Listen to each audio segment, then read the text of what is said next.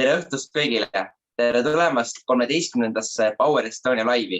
Minu nimi on Rudolf Kasper ja minul on täna taaskord auväärne ülesanne meie tänast külalist intervjueerida. Aga enne kui me lähme meie külalise juurde, siis kui sa oled esimest korda sattunud siia kanalile, siis mis see Power Estonia on? Power Estonia on kogukond, millega me siis korraldame erinevaid laive kui ka online kui ka offline üritusi erinevatele edumeelsetele inimestele, kes tahaksid pürgida oma unistuste, oma eesmärkide poole ja saada inspiratsiooni nendelt, kes seda juba teevad. Ja täna taaskord on meil väga lahe ja minu jaoks ma olen huviga oodanud seda, et küsimusi küsida ja seda vestlust pidada meie tänase esinejaga, Tuuliga, kes räägib natuke endast kohe lähemalt, aga Tuuli, kes sa oled meiega, kas sa kuuled ja näed meid ilusti? Olen kenasti olemas ja kuulen, näen väga hästi. Super, väga hea, aga võib-olla sa alustuseks tahad natukene rääkida, et kes sa oled, kust sa tuled, millega sa täpselt tegeled? Ja, ikka. Mina olen Tuuli ja ennekõike olen ikkagi ettevõtja. Tegutsen sotsiaalmeedia turundajana, toidufotograafina ja sellise väikse lisaprojektina toimetan ka oma terviseblogis, kus ma siis kajastan ka erinevaid tervislikke retsepte. Ja ma väga armastan kokkamist, mis tõttu leiab mind ka väga tihti köögist erinevaid retsepte katsetamas. Väga lahe. Siit ma tegin nagu seda eeltööd ka ja natukene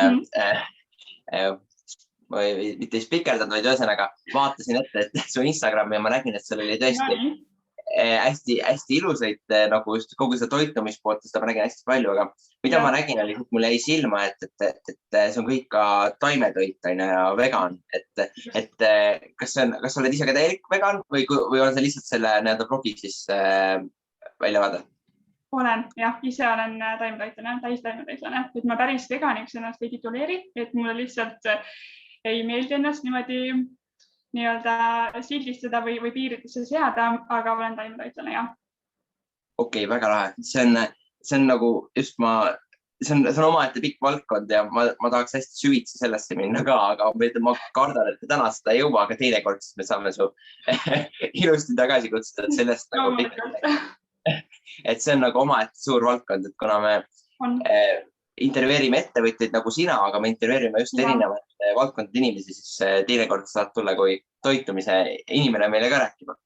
Aga ma võib-olla küsiksin selleni, et sa ütlesid, et eelkõige sa oled ettevõtja. Ja selle, ütleme siis, kogu toitumiseni võib-olla jõuame tagasi varsti, aga ma küsiks seda, et kuidas sa jõudsid ettevõtjaks saamiseni, et kas sa oled kogu aeg olnud ettevõtja, kas sa oled kogu aeg mõelnud, et sa tahaks ettevõtjaks saada või juhtus midagi su elus ja siis sa tegid selle otsuse? See on väga hea küsimus. Tegelikult see teekond on olnud üsna pikk ja see soov olla iseenda peremees, see soov vabaduse järele on saatnud mind tegelikult väga pikalt kogu teadliku elu. Aga mul väga pikalt puudus see väljund, et mida ja kuidas tegelikult teha ja ma tegelikult olen väga palju ka palgatööl käinud. 3 aastat olen töötanud lasteaias ja selliseks elu muutvaks sai see, kui ma läbisin 2-kuulise suvepraktika ühes suurettevõttes. Vahemärkusena mainin, et ma olen lõpetanud tegelikult juhiabi eriala kõrgkoolis ja see praktika oli siis ka just assistendi erialal või assistendina siis. Ja pärast seda suvepraktikat ma tundsin, et juhiabi minust ei saa, kontoritöötajad minust ei saa, et kellast kellani piirides olemine ei sobi mulle, see ei ole mina, see ahistab mind ja ma ei suuda ennast ette kujutada, et ma nüüd elu lõpuni käingi selliselt tööl. Ja pärast praktika lõppu ma võtsin ennast töötuna arvele. Olin circa 1,5 kuni 2 kuud, kui ma praegu õigesti mäletan. Natukene oli ka säästusid kogutud, circa 1 kuu jagu. Ja ega ma tegelikult otseselt ei teadnud, mis saab edasi. Aga kuna selleks hetkeks ma olin alustanud juba oma blogiga, siis täitsa ootamatult potsatas minu postkasti ühel päeval kiri ühelt vahvalt ettevõttelt, kes siis uuris, kas minu käest on võimalik tellida suuremas mahus retsepte ja toidupilte. Ja see oligi selline otsustav nii-öelda juhus. Ma võtsin seda nagu märgina, et siit saab alguse midagi suurt ja ägedat. Ja tol hetkel, kui see koostöö alguse sai, siis ma töötasin veel selle ettevõtte heaks siis käsunduslepingu alusel, küll aga täiesti vabas vormis oma graafiku järgi, et elasin ikkagi just kui oleksin ettevõtja juba olnud. Ja siis tõusiski esmakordselt mõttesse päriselt siis ettevõtte registreerimine. Ja just. Okay. Ma sain jälle praegu juba esiteks on väga inspireeriv lugu ja kui sa räägid sellest mõttest, et sa tundsid, et sa ei suuda tööl käia niimoodi nagu kontoritöö on ju 8–5. Ma mäletan ise esimest korda ka seda reaktsiooni, kui üks jõudis nagu kohale see, et oota, et see on ju nagu tegelikult nii, et nagu ma lähen sõidan nagu 6 aega järjest käin tööle, sest pärast reedeni on ju. Siis ma käin aasta aega niimoodi tööle on ju. Siis ma käin niimoodi umbes 40–50 aastat. Ja siis, kui hästi läheb, mis eeldatavasti meie põlvkonnal kahjuks ei lähe, siis me saame pensionit. Me näeme, et pensionisüsteem süksul kujul ei tööta. Ja siis, kui mul nagu kuidagi see nagu niimoodi kohale jõudis, et nagu, kui ma unustasin nagu ära selle, nagu, mida ma teen, et kui isegi mul see töö meeldis, aga ma mõtlesin korraks selle pika pildi peale, et oota, mida ma teen oma eluga.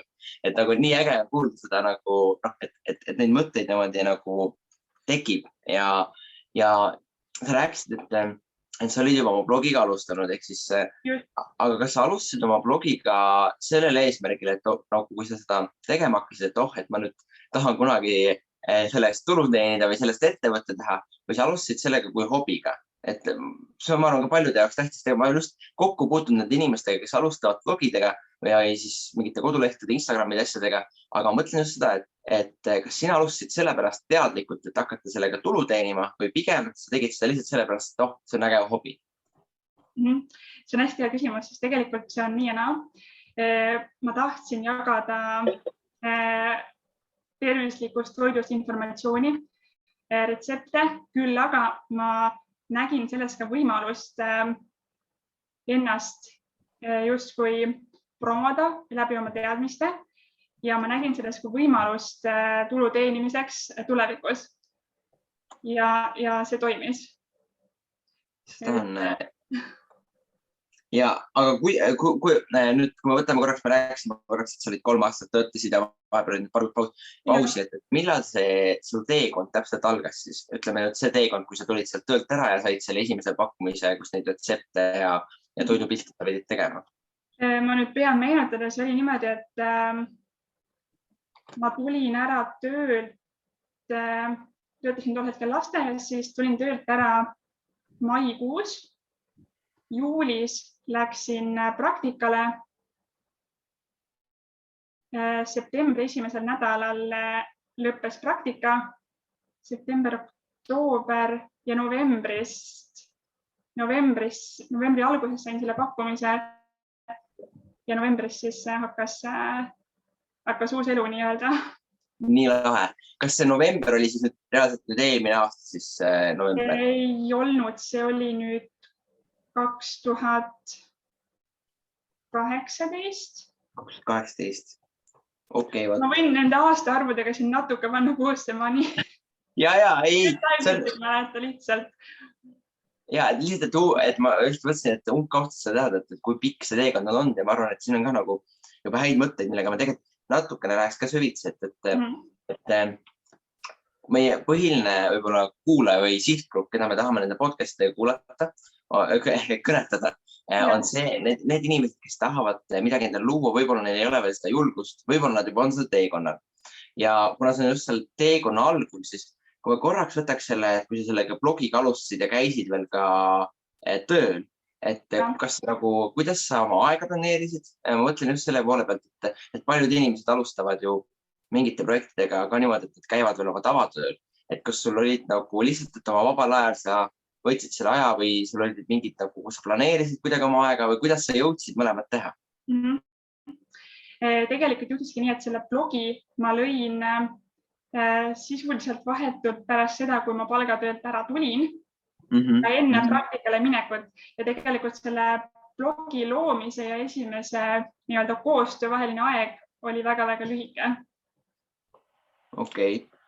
Aga kas sul on võib-olla mingid nippesoovitused? Nüüd tuleb nii-öelda üks nagu detailne, ütleme laiemalt räägime su loost, aga lihtsalt huvi pärast olemas küsimus, et siuke detailne, et kas sul on soovitusi, kui meil on siin täna mingid blogipidajaid, et mida teha oma blogiga siis, et jõuda kiiresti selle esimeseni partnerluseni? Kindlasti leia oma nišš ja jää sellele truuks, et ära püüa haarata liiga palju erinevaid teemasid ja kindlasti ära püüa kirjutada teemal, mis sind ennast ei kõneta või millest sa piisavalt ei tea. Ja kui sa oled selle niši leidnud, siis kindlasti püüa teha seda väga-väga kvaliteetselt. Tee juurde kvaliteetsed visuaalid, jälgi, et su kirjutused oleksid korrektsed ja võimalusel kasuta teisi sotsiaalmeediaplatvorme oma blogi jagamiseks. Vau, ma siin samal ajal, kui ma küsimusi küsin, ma proovin märkmeid teha ja lihtsalt juba selle praeguse umbes 10 minutiga mul on poole lehe jagu märkmeid, nii et kõigile meie laivi kuulajatele ma ka tõesti julgustan, et ma ise kindlasti kuulan meie laivi hiljem üle ka, aga kes seda ka praegu kuulavad, siis tehke kindlasti märkmeid, sest nagu siin on, ma räägin juba praegu, selle paari küsimused on nii häid mõtted edasi, et ja just selline väga detailne. Okei, aga kui me läheme nüüd nagu laiemalt selle loo peale, et nagu ütleme ongi, et sinu valdkond on kogu see sotsiaalmeedia ja siis lisaks see nagu siis hobina blogi on ju, aga valdkonnad on täiesti erinevad inimestel, aga võib-olla mida ma olen märganud on see, et nagu mõtteviisil ettevõtjatel on mingid sarnased asjad ja mingid sarnased probleemid. Et just näiteks, ma ei tea, ongi võib-olla küsimus selline, et kui sa alustasid oma ettevõtja karjääri, kas sul oli ka neid hirme, et miks sina või ütleme, ma tean, et paljud tuttavad paljudel inimestel on või sul lähedased on sellised, kes ütlevad, et mis mõttes ettevõtja, et ära riski, et nagu jää turvalisuse selle töö juurde ja nagu miks just sina peaks edukaks saama, et kas sul oli ka niisugust kokkupuudet, et keegi nagu algul võib-olla ei uskunud sinusse või üritas sind tagasi tõmmata ja kuidas sa endale kindlaks jäid või sul ei olnud üldse sellist probleemi? Et see on hea küsimus ja ma ütlen ausalt, et mul oli tegelikult vastupidi, et kõik mind ümbritsevad inimesed väga toetasid ja väga uskusid minusse ja suurim kahtleja olin mina ise. Okei. Aga kuidas sa seda kahtlust seestpoolt siis ületasid või kas sul on mingid, ütleme siis nippe või kas sul läks ka mingi aeg, et nagu ütleme, näiteks nagu sa rääkisid, et sa alustasid tegelikult algul nii-öelda, et sa ei teinud kohe ei registreerinud ettevõtetele, et sa algul tegid nii-öelda seda siis käsunduslepinguga. Et kas see käsundusleping oli ka siis algul see, et oli veel natuke nagu mingi hirm, et mitte seda ettevõtet teha või kuidas sa nagu leidsid selle, et ma nüüd teen ära, et ma registreerin selle ära ja ma lähen sinna sisse, et ma hakkan tegema seda, mida ma nagu unistan, et nagu kuidas sa nagu su võib-olla nii-öelda siis peas töötasid, kui sa ütlesid, et sul need hirmud ja kahtlused olid, et mis see nagu võlusõna on, mis sind, mitte üks sõna, aga mis see võlunipp on, et kuidas sa nagu seda julgust leidsid enda sellest? Ma sain aru, et tegelikult see ettevõtte loomine on möödapääsmatu samm, kui ma soovin oma unistuste elu suunas liikuda. Ja ma sain aru, et see ettevõtte puudumine võib saada nii-öelda saatuslikuks erinevatele potentsiaalsetele koostöödele ja ettevõtte omamine avab lihtsalt väga-väga paljud uksed. Okei. Aga kui võib-olla võtame kogu selle praeguse teekonna kokku, millest me oleme rääkinud, et siin me rääkisime, et sul olid need hirmud algul, ütleme, et me rääkisime see kartus näiteks, et sa ise ei uskunud endasse võib-olla, aga ümbritsevad inimesed toetasid, siis ma sain jälle ühe väga hea mõtte, sest nagu kui me nagu teeme erinevaid laive, siis me näeme, et mingid mõtted hakkavad korduma ja jällegi see sama mõte, mis ütlesid, et sul olid ümber inimesed, kes sind väga toetasid ja siin nagu üks siuke nõuanne, mis on alati meie laivi esindatud tund on see, et piirad selliste inimestega. Aga kui sa võtad kogu selle teekonna, et mis on nagu olnud praeguseks siuksed suurimad hirmud või takistused tee peal ja kuidas sa neid ületanud oled, et me rääkisime sellest ühest faasist, aga see läheb nagu ütleme võib-olla laiemaks edasi. Et kindlasti on sul mingid väga detailsed enda eriala sisesed asjad, aga et võib-olla, mis sul nagu endale kohe pähe tuleb, kui sa mõtled mingid kõige suuremad siuksed takistused või raskused, mis sa oled pidanud ületama, ja kuidas sa seda tegid? See on ka väga hea küsimus, sest et neid hirme ja takistusi on kindlasti ja kõige suurem takistus on tihtipeale meie enda mõtteviis. Ja me lihtsalt ise hoiame ennast tagasi ja nii ka mina, et väga paljud võimalused võivad lipsata väga lihtsalt mööda, kui mingit ebakindluste või kahtluste tõttu neist koheselt kinni ei haara. Aga kui nüüd see kõrvale jätta, siis ma arvan, et kindlasti finantsiline pool, et ettevõtlusega paratamatult kaasneb ebastabiilsus, vähemalt alguses. Ja kui olla harjunud igakuise kindla sissetulekuga, siis ebastabiilne sissetulek võib olla algselt väga keeruline. Aga samas on see mind ka nii-öelda surunud rohkem mugavustsoonist välja ja leidma võimalusi siis sissetuleku suurendamiseks ja stabiilsema sissetuleku loomiseks ja nii edasi, et see on kindlasti olnud selles mõttes ka positiivne, et see ei ole lasknud mul nii-öelda mugavustsoonis puhkama jääda.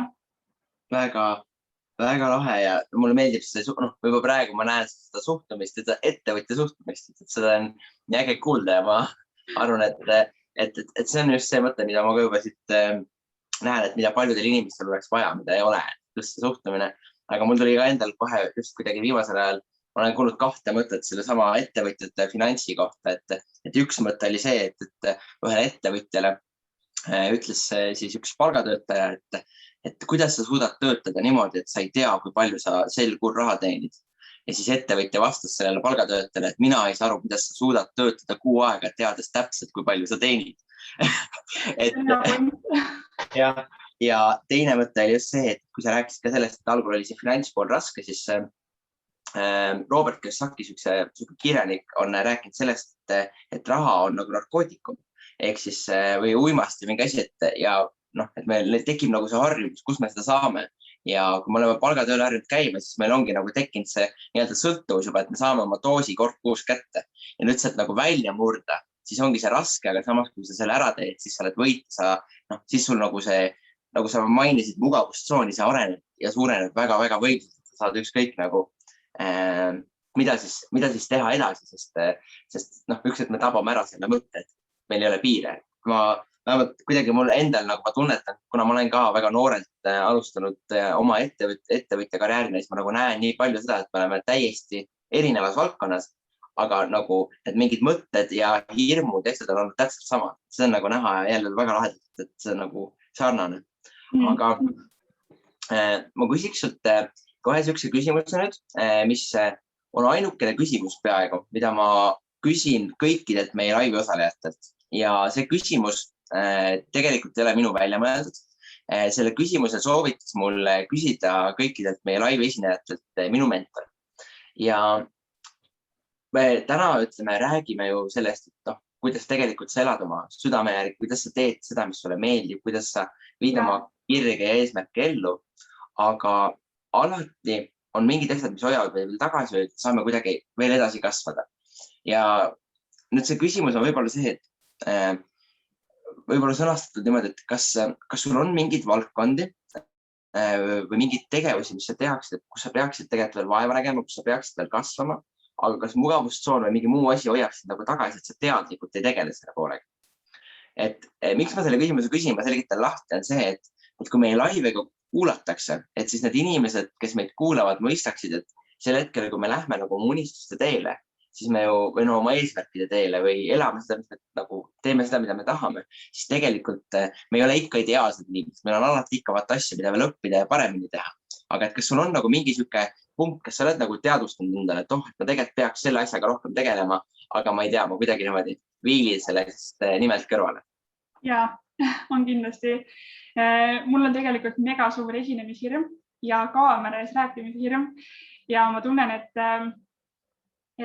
paratamatult täna sotsiaalmeedias on nii, et see videopilt ja video toimib oluliselt paremini kui lihtsalt pilt ja video vahendusel on võimalik väga palju enam informatsiooni edasi anda. tõsta usaldusväärsust, kasvatada nii-öelda oma kogukonda ja ma tunnen, et see, et ma ei tunne ennast kaamerast piisavalt mugavalt, et neid ägedaid videosid võib-olla teha ja jagada, siis see kindlasti on takistuseks. Ja, aga kui ma ka praegu selle kutse sain siia podcasti tulla, siis oli see koht, kus ma tegelikult ei mõelnud, et ma ütlesin Kätlinile kohe, et jah, ma tulen, sest et see on ka eesmärk praegu sellest hirmust vabaneda. Et sellest mugavustsoonist välja astuda, Super ja ma nagu tahan öelda seda, et enne kui sa seda ütlesid, siis kindlasti su rääkimisest või hoiakust ei ole tegelikult aru saada, et sul hirmus on näha, et sa teed seda väga professionaalselt ja südamega. Nii et ma arvan, et see on jällegi mega võib-olla tähtis punkt, et kui meil on hirmud ja asjad või asjad, mis meile ei meeldi, siis see kõige tähtsam tegevus on see, et me just astume neile vastu ja tegutseme nende kallal. Aga kui me võtame nüüd selle nii-öelda siis peamise siis valdkonna, et siin sa nii-öelda on see koht, kus sa võid ka julgelt endale nii-öelda reklaami teha, et mis see sotsiaalmeedia või kogu see, ütleme siis turunduse asjad on, et mida sa täpselt pakud, mis see teenus on, et kui meie kuulajatest täna keegi vaatab, et see on nii äge inimene, ma tahaks koostööd teha, mul on näiteks vaja mingit nõustamist sotsiaalalaselt või nagu sotsiaalmeedialaselt, et mis see nagu täpne see asi on, mida sinult siis tellida või osta saab? Sotsiaalmeedia turundus, mille alla kuulub siis sisuloome, nii kirjatekstide loomine kui ka visuaalne pool, sotsiaalmeediakanalite haldus ja sotsiaalmeedia reklaam. Ehk et olen abiks Facebooki reklaamide loomisel, seadistamisel, haldamisel, analüüsimisel, kontode haldamisel, blogipostituste kirjutamisel, Instagrami postituste loomisel ja nii edasi, et praktiliselt kõike, mis sinna sotsiaalmeedia turunduse alla käib. Et praegu on veebileht ka valmimisel, spreaditsocial.com ja tegelikult veebileht oli päris pikalt üleval, aga praegu on pooleli selline rebrandingu protsess, et loodan, et ehk sügiseks on täies mahus uus veebileht ka kõigile üleval ja nähtav.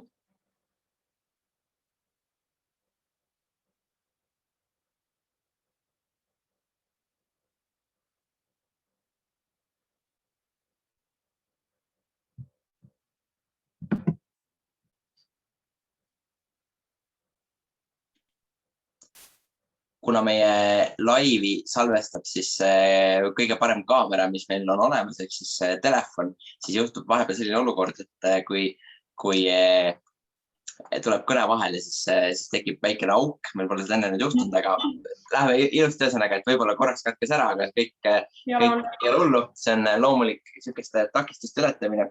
Aga mul tekkis siin palju häid mõtteid siin sotsiaalmeedia selle koha pealt, aga võib-olla selline küsimus just jällegi võtame ühe niisuguse nagu sisu küsimuse või niisuguse erialase küsimuse, et kui täna näiteks mõni ütleme, ma algul küsin võib-olla laiem, kes see põhiline klient on, et kas see põhiline klient on nüüd ütleme siis ettevõte, kes tahab näiteks oma toodet või teenust turundada või siis võib ka tulla näiteks inimene, kes ütleb, et ma tahan näiteks hakatagi nii-öelda siis maakeeli siis suunamudijaks, influenceriks, ma tahan hakata endale sisu looma, näiteks ta räägib oma nišist ja siis näiteks aitab ka siis seda kuvandit tuua ja kogu seda asja teha või pigem on see just nagu need ettevõtted ja nende nagu toodete siis turundamine? Kindlasti on peamiseks sihtrühmaks on ikkagi väiksema kuni keskmise suurusega peamisel kodumaised ettevõtted, aga loomulikult olen avatud ka, kui mõni blogija või suunamudija soovib natukene nõu või abi oma kanalite ülesehitamisel, siis võib kindlasti julgelt pöörduda. Super. Aga siis võib-olla niisugune, ütleme, nüüd on see, mis ma eelnevalt mõtlesin küsida, niisugune erialane konkreetne küsimus, et üks niisugune nipp või soovitus, mida sa julgeksid öelda sotsiaalmeedia alaselt, mida näiteks enamus ettevõtted teevad valesti, aga mitte, et sa oma nüüd ärisaladusi kõike välja räägiks, aga võib-olla mõni niisugune huvitav mõte või asi, mida inimesed tihtipeale teevad valesti, aga tegelikult oleks vaja midagi teistmoodi teha näiteks sotsiaalmeedias, mida sa kõige rohkem pead parandama või julgustama ettevõtetel teistmoodi teha? Strateegia puudumine. Strateegia puudumine ja see paistab tegelikult ka silma, sellepärast, et kui sul ei ole seda kindlat plaani, mille järgi sa tegutsed, kuidas sa tegutsed, miks sa just nii tegutsed, kui sul ei ole määratud sihtrühma, kui sa ei teagi võib-olla, kes on sinu sihtrühm, siis sa lihtsalt tegelikult teed lihtsalt teadmatusest mingisuguseid postitusi, mis ei täida tegelikult oma tegelikku eesmärki. Ja nii sama kehtib ka siis reklaamide kohta. Väga jällegi, ma olen nüüdseks juba nende küsimuste küsimise vahepeal saanud üle ühe lehe jagu märkmeid, ehk siis mina juba siit olen väga palju õppinud, nii et ma arvan, et siit saavad kõik häid mõtteid, mida rakendada ja kasutada. Aga kui me lähme nüüd laiemalt võib-olla korraks tagasi siis selle sinu loo peale ja ütleme sellest võib-olla siis hirmu ületamisest, kuidas ettevõtjaks saada ja hakata neid samme tegema, siis kas sul on sellel teekonnal olnud ka mingid raamatuid või mingid podcast'e, mis on sind julgustanud ja aidanud nii-öelda siis teistmoodi mõtlema, et nagu sa eelnevalt ütlesid, et see nagu mõtteviis on kõige tähtsam.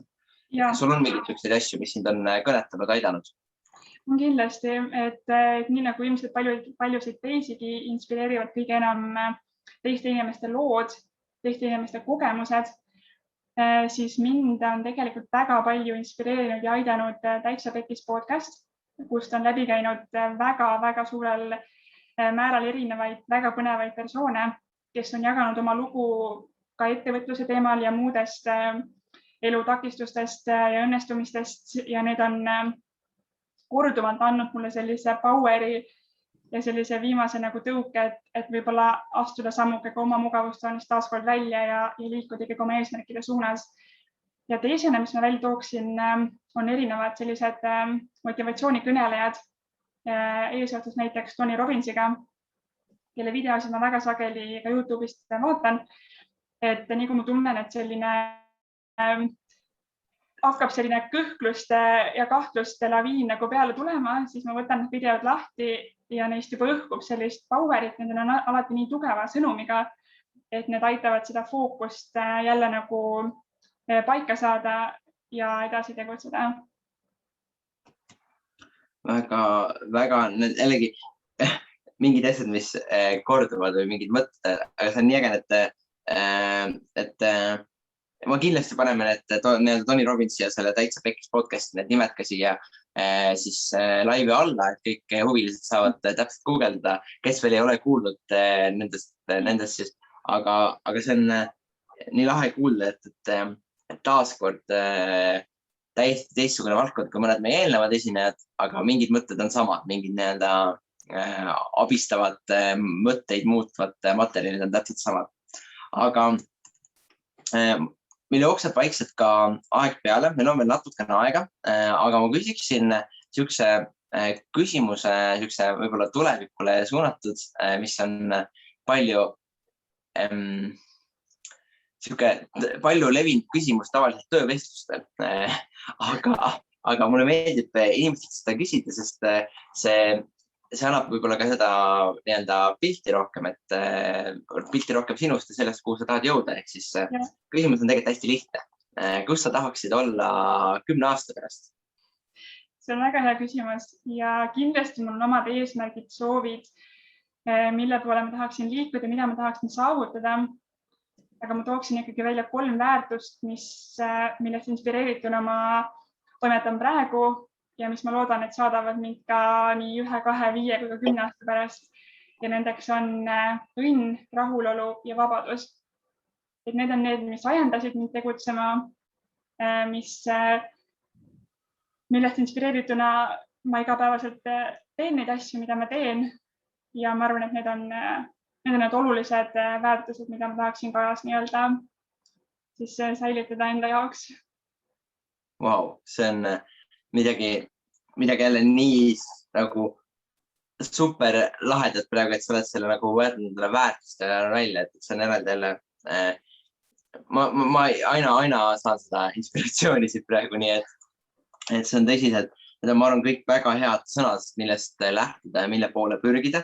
Ja see on, ma arvan, tähtis mõista seda, et ka meie kuulajatel, et nagu te näete, siis ettevõtlus võib olla algul hirmus, see võib olla see finantsiline ebakindlus, millest me algul rääkisime, see võib olla siis mugavustsooni ületamine, aga lõpp tegelikult see eesmärk, ma arvan, et väga paljudel inimestel elus on need samad 3 sõna: õnn, rahulolu ja vabadus. Aga kui sa ei ületa oma mugavustsooni, kui sa ei hakka oma eesmärkide poole pürgima ja siis sa ju ei jõua nendeni ja sina oled selle sammu teinud ja sa oled sellel teekonnal. Et ma arvan, et miks kõige tähtsam see on, et miks on nii lahe sinuga rääkida, et on näha, on kuulda, on silmast ära näha, et sa oled see, kes sõdib seal rindel praegu enda unistuste nimel. Ja see on tõesti inspireeriv ja see on nii tore, et sa said meile seda nagu jagama tulla. Aga ma küsiksin veel lõpetuseks ühe sihukese küsimuse, et kui nüüd praegusel hetkel keegi teeks meie selle laivi lahti ja ta mitte ühtegi muud asja sellest eelnevast vestlusest ei saa kaasa või ta unustab kõik ära, aga ta saaks ainult ühe mõtte, ta läheks üks mõte meelde sinust või kogu sellest sinu teekonnast, siis mis see mõte oleks, mis sa tahaksid, et inimene võtaks sellest kaasa?